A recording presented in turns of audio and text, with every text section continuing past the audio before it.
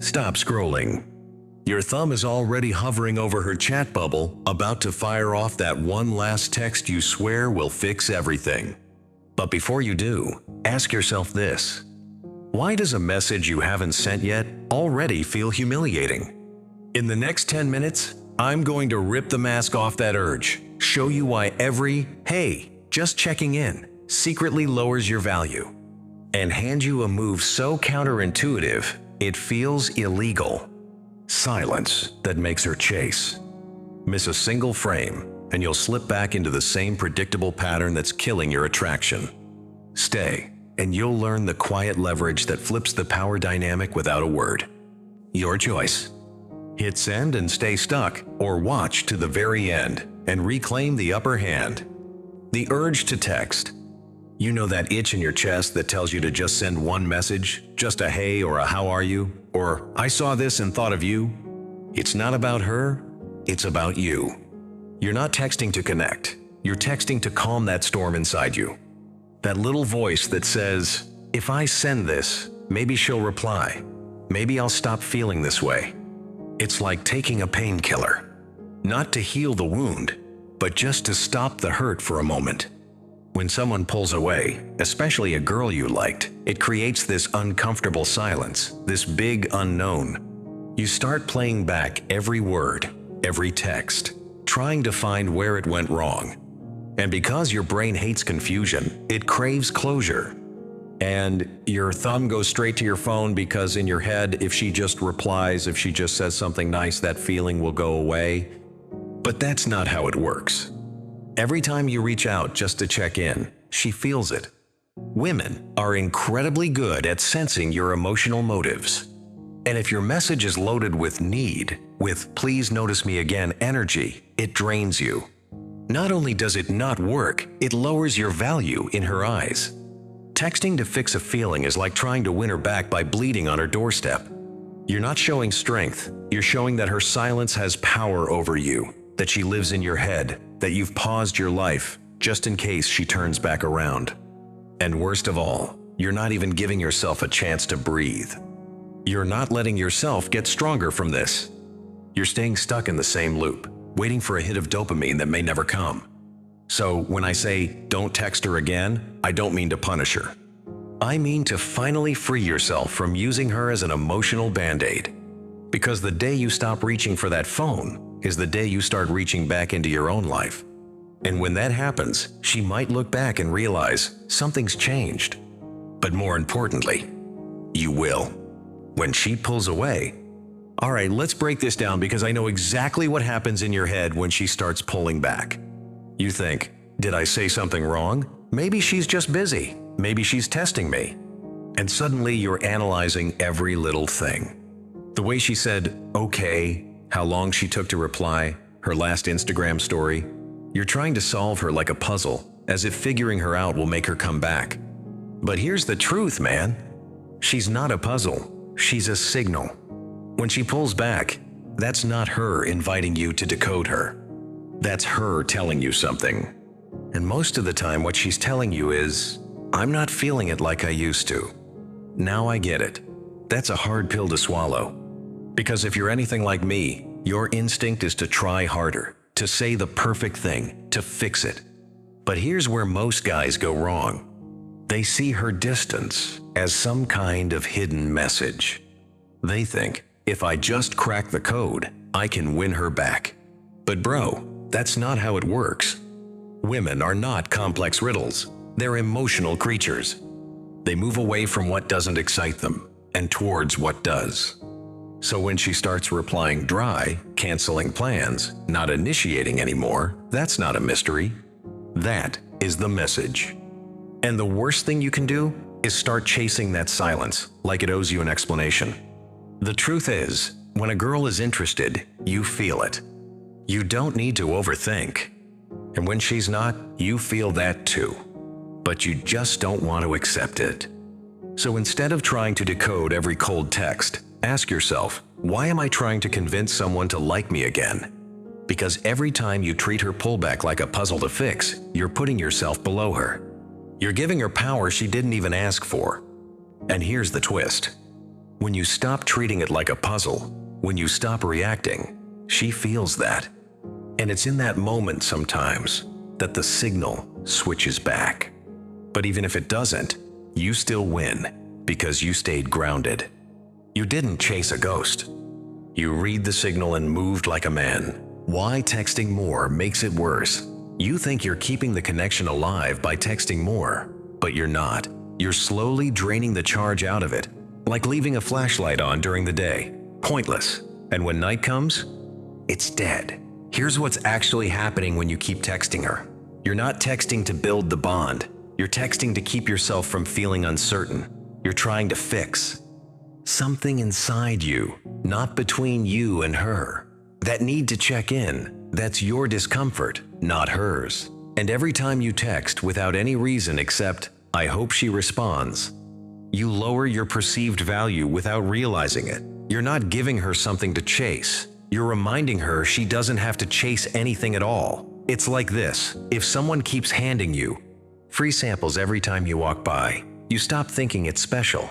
You just nod and move on. But the thing you had to wait for, the one you weren't sure you'd get, that sticks with you. Every message you send just to keep her attention tells her you're trying to keep her. And women don't stay for men who try to keep them. They stay for men who seem like they could leave. And maybe you don't say that directly, but your frequency says it for you. You think you're being sweet, consistent, and present. She reads it as predictable, emotionally needy, always available.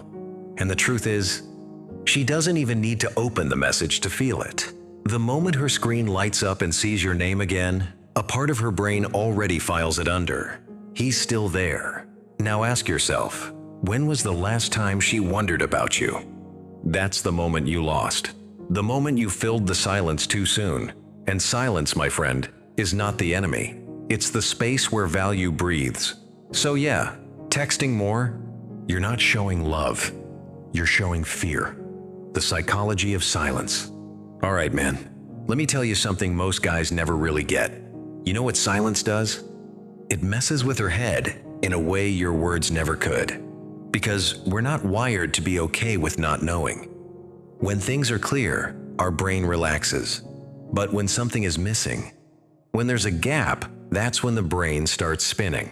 Now, apply that to you and her. You stop texting. You don't say why.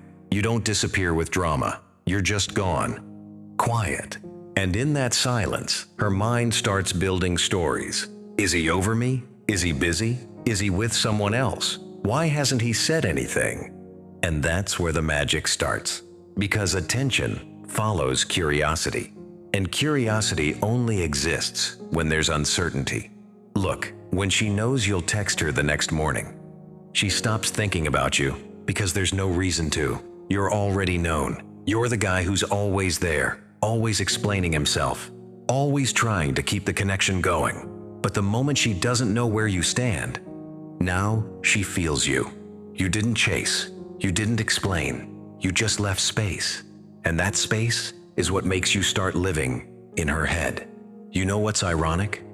You become louder in her mind by saying nothing at all. That's why silence isn't weakness. It's not avoidance. It's power. Because it flips the roles. You stop being the guy trying to get answers from her and suddenly she's the one wondering about you. That's not a game. That's just how the human brain works. We chase what we can't predict. We obsess over what feels slightly out of reach. So, yeah, silence. It's not empty. It's loaded. You stop texting to get yourself back all right. Listen to me for real on this one. You stop texting to come back to yourself. Because when you're in that zone, waiting for her replies, overthinking every message, checking if she saw it, rereading the last thing you said, you're not in control anymore. You're not even really present. You're in her orbit. And every second you stay there, your value drops in her eyes, and even worse in yours. It's like this. Texting her constantly, hoping for a reaction, is like handing her your emotional remote control. And every time she delays her reply, you flinch. Every time she replies dry, you question yourself. And every time she ignores you, you shrink. That's not you. You're supposed to be the one creating gravity, not floating in hers. So when you stop texting, it's not a tactic, it's a recalibration. You're not going silent to get her back. You're going silent to get yourself back. You stop needing her response to feel good. You stop chasing dopamine hits from her little scene check marks. You remind yourself, my value doesn't live in her phone. My worth isn't in her reaction. And here's the beauty of it. When you unplug from her world, you plug back into your own. Suddenly, you're sharper, clearer. You start moving with purpose again. You start seeing her differently. You realize how small she became when you stopped making her the center of your thoughts. So, yeah, you stopped texting, not to make her miss you, but to remember you never needed her attention to feel whole in the first place. And once you're in that state again, that's when the game really changes. The 3 outcomes. And now you might say, but what if I stop texting and lose her? But what should I do after I stop? Are you sure I should stop? Isn't there any side effect if I stop? These doubts and questions can all be answered with one sentence. You always win. Let's break this down together. There are only 3 ways this plays out. And every single one of them, you win genuinely. First possibility, she comes back. She starts texting again. She gets curious. She wonders why you're quiet. Because silence makes people reflect. And when you stop being available, she starts noticing the space you used to fill. She might test the waters again. Hey, how have you been? Or even a random meme. It doesn't matter how she does it. What matters is, she's the one reaching out. That already shifts the dynamic. Now, you're in control again. You've got the leverage. You can choose what to do next from clarity, not craving. Second possibility, she doesn't come back, but you stop caring. This one hits deeper than it sounds, because at first you'll feel the silence like a punch. You'll check your phone. You'll get restless. But then something beautiful happens. You forget to care. Your energy comes back. You laugh more. You start focusing on your life again, your goals, your purpose, the version of you that was buried under constant waiting. And suddenly one day, you realize, I don't even want her anymore. You win because you've emotionally outgrown her. And that's the kind of win no one can take from you. Third possibility, she doesn't come back. And yeah, it stings a bit. But now at least, you know you're not in that limbo anymore. Guessing, hoping, wasting mental energy. You've got your answer. And sure, maybe it's not the one you wanted, but it's honest. Now you've cleared the space for someone who does choose you. That's peace. That's power. That's growth. And most importantly, that's freedom. So, whatever happens, you end up stronger. Whether she returns, you move on, or life gives you clarity.